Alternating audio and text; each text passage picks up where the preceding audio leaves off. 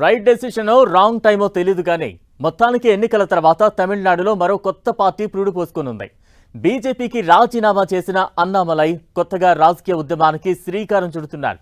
ఇప్పటికే అన్నామలై చేసిన రాజీనామాను BJP high command ఆమోదించింది. బీజేపీతో గత 18 నెలలుగా అన్నామలైకి విభేదాలు ఉన్నాయి.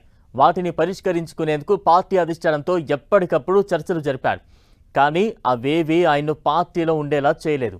దీంతో పార్టీకి భారం కాదలుచుకోలేదన్న ఆయన మొత్తానికి రాజీనామా చేసేశారు.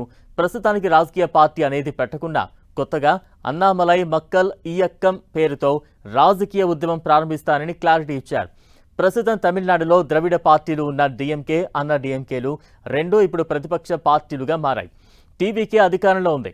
ఈ సమయంలో ఆయన ఒంటరిగానే పోరాటం మొదలు పెడతానని అంటున్నారు.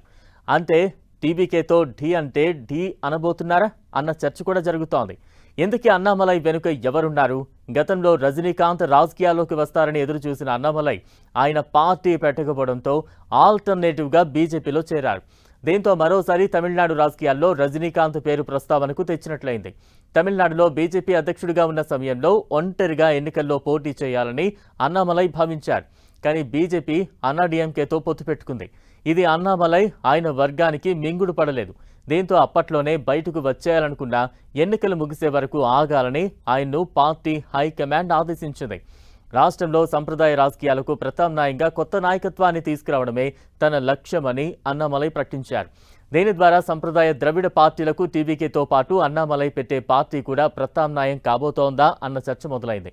రాబోయే ఎన్నికల్లో పోటీ చేసేందుకు ఇప్పటి నుంచే ఆయన గ్రౌండ్ వర్క్ ప్రిపేర్ చేసుకుంటున్నారు.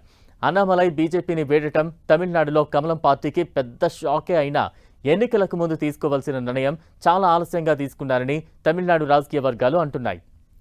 మరి టీవీకేకు ప్రత్యామ్నాయంగా డిఎంకే, అన్నా డిఎంకేలకు ఆల్టర్నేటివ్గా అన్నామలై ఏ మేరకు రాణిస్తారు, ఎలా ఎదుగుతారు? కాలమే సమాధానం చెప్పాలి.